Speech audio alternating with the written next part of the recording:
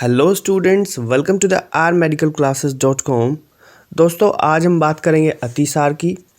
रोग निदान ये सब्जेक्ट हम पढ़ रहे हैं, इसके पॉइंट ऑफ व्यू से हम बात करेंगे अतिसार की। और अतिसार में सबसे पहले देखते हैं व्याधि का परिचय। तो व्याधि का परिचय यानी अतिसार की उत्पत्ति कैसे हुई। सबसे पहले बताया गया है कि जब गोमांस का जब सेवन किया था सबसे पहले, उससे अतिसार की उत्पत्ति हुई थी, ऐसा आचार्य चरक ने कहा है।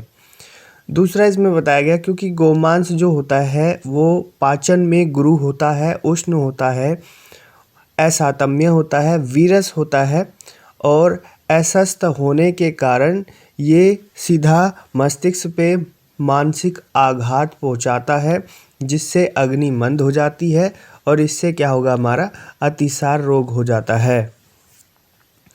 ठीक, नेक्स्ट चलते हैं व्युत्पत्ति पे।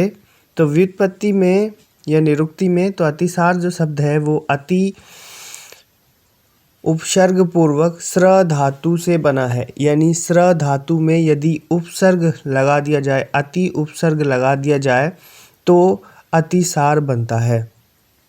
अति से होता है प्रभुत मात्रा में या अधिक मात्रा में, और स्र से यानी श्रवण करना यानी प्रवृत्त होना।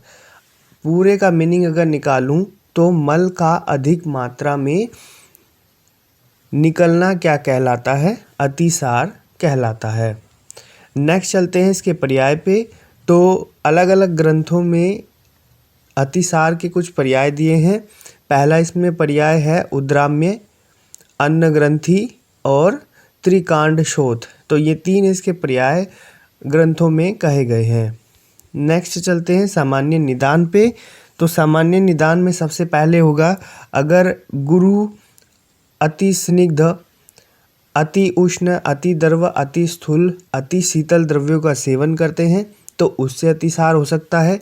दूसरा, अगर और अध्यसन करते हैं तब ये हो जाता है। विरुद्ध आहार का सेवन अगर कर रहे हैं या फिर आप जब पहला भोजन नहीं पचता उसके बाद हम दूसरा भोजन खा लेते हैं बिना पचे ही, तब ये हो जाएगा। और तीसरा है इसमें अजीर्ण और असातम्य भोजन के सेवन से अतिसार हो जाता है। चौथा, स्नेहन, स्वेदन या पंचकर्म अति योग हो जाए या मिथ्या योग हो जाए, उससे जो है अतिसार हो जाता है।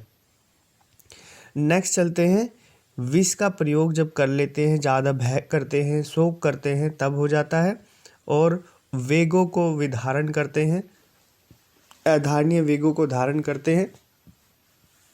इसके साथ ही यदि ऋतु विपरीत हो जाए, विपर्य हो जाए, सातम्य विपर्य हो जाए, या अत्यधिक मात्रा में हम जल का सेवन कर लेते हैं तो उससे भी क्या हो जाता है, अतिसार रोग हो जाता है।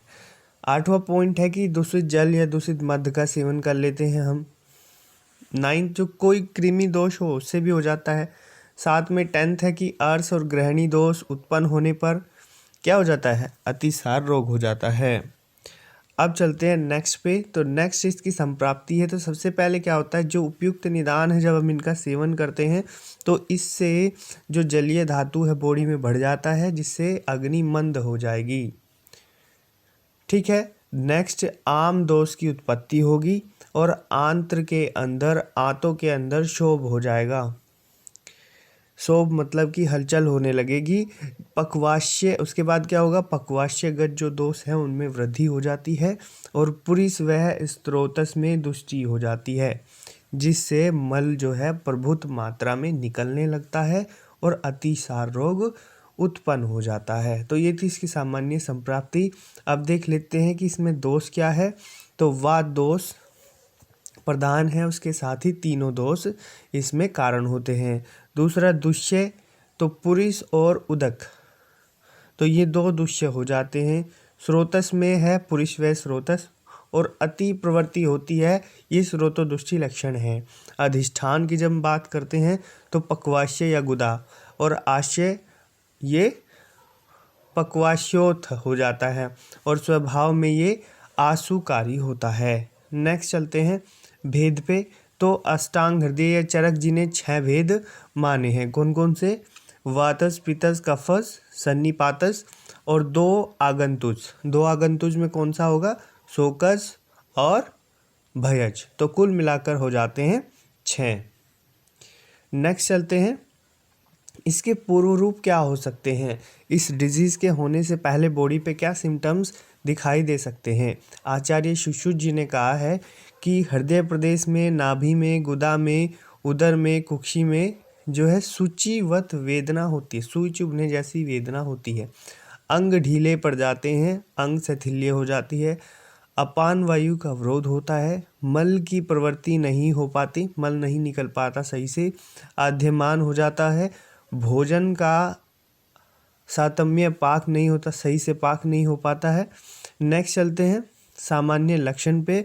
तो सामान्य लक्षण इसका यही होता है कि अधो मार्ग से जो द्रव मल होता है वो बार बार निकलता रहता है। नेक्स्ट चलते हैं साम तथा निराम मल की परीक्षा। तो सबसे पहले हम आम मल देख लेते हैं, साम मल देखते हैं। से आम यानी आम के साथ जो मल निकलता है। तो देखिए, जब वातादि दोषों से युक्त मल होगा या फिर अत्यधिक दुर्गंध या पिच्छिल मल होगा या जल में मल डूब जाता है तो समझिए कि वो आम मल है, ठीक है, यह साम मल है। नेक्स्ट चलते हैं, निराम मल कौन सा होता है, जो दुर्गंध रहित है और विशद है। दूसरा, मल का जल में तैरना, मल जो है ये जल में तैरने लगता है। तीसरा यहाँ पे है कि विशेष रूप से शरीर तथा कोष्ठ में लघुता की अनुभूति होती है। जो हमारा शरीर है, कोष्ठ है, उसमें जो है हल्कापन आ जाता है।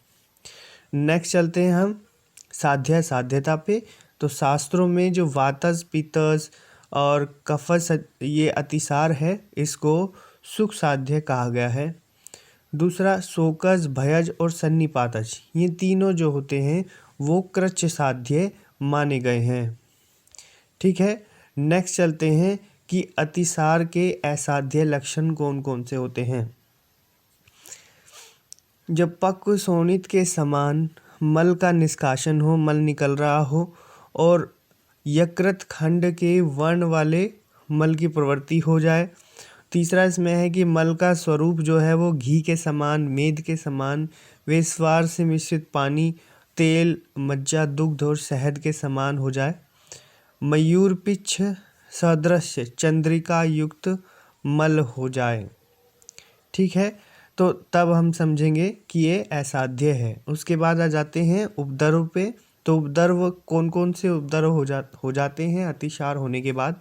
शोथ होता है, सूल होता है, ज्वर, तृष्णा, काश, श्वास, अरुचि, वमन, मूर्छा और हिक्का, ये रोग जो है, ये उपद्रव जो है शरीर पे आने स्टार्ट हो जाते हैं। कब? अतिसार होने के बाद। होप करता हूँ दोस्तों वीडियो आपको अच्छी लगी होगी। वीडियो अच्छी लगी हो तो वीडियो को लाइक करेंगे, चैनल को सब्सक्राइब करेंगे। मिलता हूँ आपसे नेक्स्ट वीडियो में, तब तक के लिए थैंक यू। जय आयुर्वेदा।